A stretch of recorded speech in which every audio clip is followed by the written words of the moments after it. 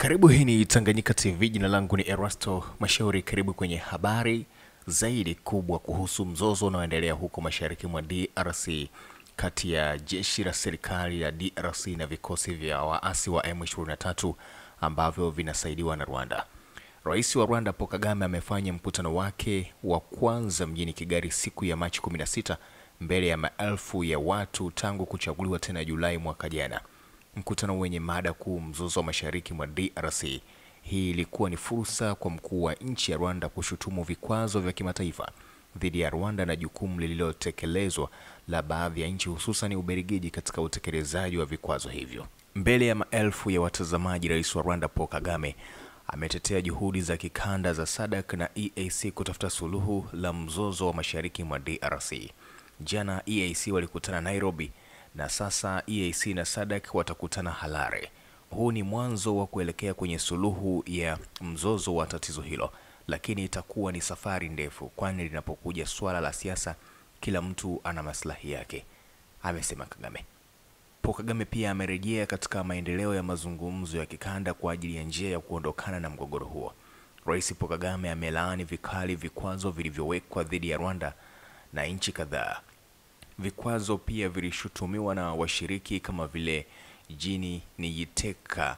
Kuna mchakato wa kidiplomasia ambao matatizo haya yanaweza kutatuliwa. Hatutaki vikwazo hivi kwa nchi yetu. Tunataka kuwa na uwezo wa kuendelea katika njia ya kimaendeleo. Katika hotuba yake kali, rais amelaani jukumu la Ubelgiji inayochukuliwa kuwa mwanzilishi wa hatua za adhabu dhidi ya Kigali. Kwa wengi, Frederick Sibomana amesema katika safu msimamo wa Rwanda katika mzozo hausikilizwi. Kama Mnyarwanda, hilo linaniudhi. Inaonekana kwamba nguvu fulani zinataka kuondoa uthabiti wetu.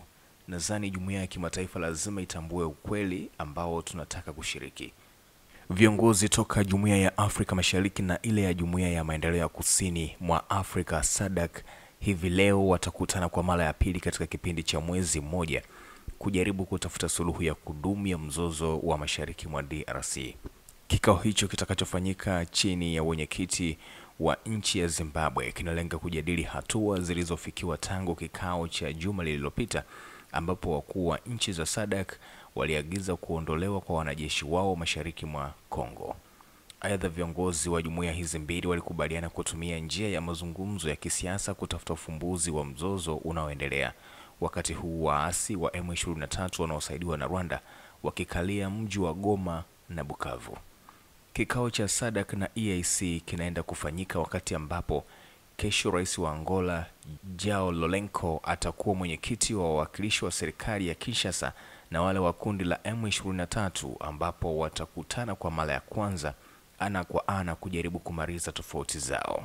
Serikali ya DRC imesema itatuma ujumbe wake nchini Angola kwa mazungumzo yanayolenga kumaliza mzozo unaoendelea mashariki mwa nchi hiyo kati yake na waasi wa M23 wanaosaidiwa na Rwanda. Tangazo la Kinshasa lilitolewa siku ya Jumapili jioni, limekuja siku chache kupita tangu kuwepo wasiwasi ikiwa Rais Felix Tshisekedi atashiriki mazungumzo hayo au la, kutokana na ukimya uliokuwepo baada ya tangazo la Rwanda. Mazungumzo haya yanaenda kufanyika baada ya Rais Tshisekedi kuonekana kulegeza msimamo kuhusu kufanya mazungumzo na waasi hao ambao awali aliwaita magaidi na kwamba hakuwa tayari kuzungumza nao. Msemaji wa waasi Lawrence Kanyuka kupitia ukurasa wake wa X wa kundi hilo alithibitisha kupokea mwaliko wa serikali ya Angola bila hata hivyo kuthibitisha ikiwa watashiriki au la, ingawa kuna uwezekano mkubwa wa wao kushiriki kwa kuwa ndio wamekuwa wakishinikiza majadiliano na Kinshasa. Nchi ya Angola imejaribu mara kadhaa kumpatanisha Rais Tshisekedi na mwenzake wa Rwanda Paul Kagame, hata hivyo bila mafanikio kutokana na viongozi hao kutofautiana pakubwa kuhusu namna ya kushughulikia mzozo unaoendelea. Mazungumzo haya mapya yakitajwa kuwa kipimo kwa pande hizo. Umoja wa Mataifa umesema watu zaidi ya 6,000 wameuawa tangu mwezi Januari, huku wengine zaidi ya 600,000 wakilazimika kuhama makazi yao kutokana na mapigano mashariki mwa Kongo.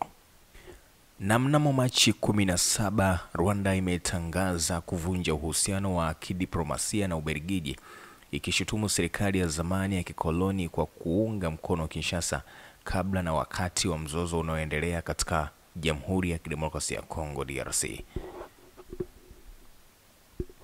Serikali ya Rwanda leo imejulisha serikali ya Ubelgiji kuhusu uamuzi wake wa kuvunja uhusiano wa kidiplomasia mara moja.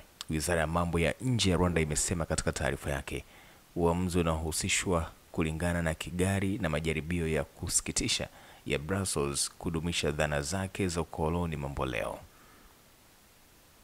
Ubelgiji inasikitishwa na uamuzi usio na uwiano wa Rwanda wa kuvunja uhusiano wa kidiplomasia na itatangaza wanadiplomasia wa Rwanda walioko kwenye ardhi yake kuwa watu wasiostahili, amesema waziri wa mambo ya nje wa Ubelgiji Maxime Provet. Uamuzi huu hauna uwiano na unaonyesha kwamba tunatofautiana na Rwanda. Inapendelea kutoshiriki mazungumzo, waziri wa mambo ya nje ameandika kwenye mtandao wa kijamii wa X. Umoja wa Ulaya EU chini ya shinikizo la Ubelgiji haswa umepitisha vikwazo siku ya Jumatatu dhidi ya viongozi wa Rwanda kutokana na uungaji mkono wa Kigali kwa mashambulizi ya waasi wa M23 nchini Jamhuri ya Kidemokrasia ya Kongo. Leo Ubelgiji imeonyesha wazi kuegemea upande mmoja katika mzozo wa kikanda na inaendelea kuhamasisha kwa utaratibu dhidi ya Rwanda katika majukwaa mbalimbali kwa kutumia uongo na ghiriba ili kujenga maoni ya chuki isiyo na msingi dhidi ya Rwanda kwa lengo la kuvuruga nchi na kanda nzima. Kigali imeshutumu. Uamuzi wa leo unaonyesha dhamira ya Rwanda katika kulinda maslahi yake ya kitaifa na utu wa Wanyarwanda pamoja na kuzingatia kanuni za kujitawala, amani na kuheshimiana, imeongeza taarifa hiyo. Wanadiplomasia wote wa Ubelgiji waliopo nchini Rwanda wanatakiwa kuondoka nchini Rwanda ndani ya saa 48, Kigali imesema.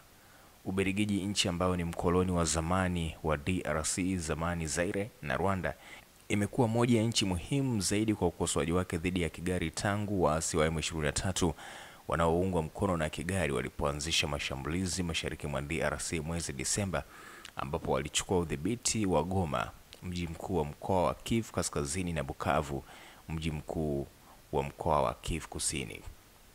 Hasa Brussels iliutaka Umoja wa Ulaya mwishoni mwa mwezi wa Januari kuzingatia vikwazo dhidi ya Rwanda inayoshutumiwa kwa kukiuka mamlaka ya DRC. Ubelgiji haikuunga mkono kifurushi kipya cha msaada wa euro milioni 20 kilichotolewa mnamo mwezi wa Novemba. Ilijizuia kupiga kura katika kikao cha baraza la EU. Wakati mzozo wa kibinadamu mashariki mwa DRC ukizidi kuwa mbaya kufuatia mashambulizi ya waasi wa M23, shirika la Umoja wa Mataifa linalohudumia watoto UNICEF lina hofu kutokana na kukithiri kwa ukiukwaji mkubwa dhidi ya watoto. Kuibuka tena kwa vita katika mkoa wa Kivu Kusini mashariki mwa DRC kumewalazimu zaidi ya watu 850,000, karibu nusu yao wakiwa watoto, kukimbia. Wengi wao wanaishi katika mazingira hatarishi, wakipewa hifadhi mashuleni, makanisani, na wengine kulala nje usiku wakiwa na uwezo mdogo wa kupata maji safi, usafi wa mazingira, huduma za afya pamoja na elimu. Ghasia zinazoendelea katika mkoa huo zimesababisha ongezeko kubwa la ukiukwaji mkubwa dhidi ya watoto. Kesi zilizothibitishwa zimeongezeka sana tangu mwezi wa Januari 2025, ongezeko la takriban 150% ikilinganishwa na mwezi wa Disemba 2024. Ukiukaji huu ni pamoja na unyanyasaji wa kijinsia, mauaji, utekaji, na watoto kulazimishwa kujiunga katika makundi yenye silaha na matumizi ya watoto na makundi yenye silaha. Hivi karibuni mwakilishi wa UNICEF nchini DRC alitembelea eneo la mashariki mwanzoni mwa mwezi Machi ili kujionea athari za mgogoro wa Bukavu na kutathmini majibu makubwa ya UNICEF. Katika taarifa nyingine, waasi wa M23 wanaosaidiwa na serikali ya Rwanda jana jioni wametangaza kuwa hawatashiriki mazungumzo ya amani kati yake na serikali ya Kinshasa yaliyokuwa yaanze kufanyika hivi leo mjini Luanda, Angola, saa chache baada ya Umoja wa Ulaya kutangaza vikwazo dhidi ya viongozi waandamizi wa kundi hilo. Miongoni mwa waliowekewa vikwazo ni pamoja na kiongozi wa kundi hilo Bertrand Bisimwa. Uamuzi huu wa kushtukizwa uliochukuliwa na M23 umekuja saa chache tangu kundi hilo lithibitishe kuwa litatuma wawakilishi wake mjini Luanda uamuzi ambao unatafsiriwa kuwa hauna nia njema. Vikwazo vilivyotangazwa pia vinahusu makamanda wa juu wa jeshi la Rwanda ambao Umoja wa Ulaya umedai katika taarifa yake kuwa kwa makusudi wanakwamisha juhudi za kupatikana kwa amani ya kudumu kwenye eneo la mashariki mwa nchi hiyo.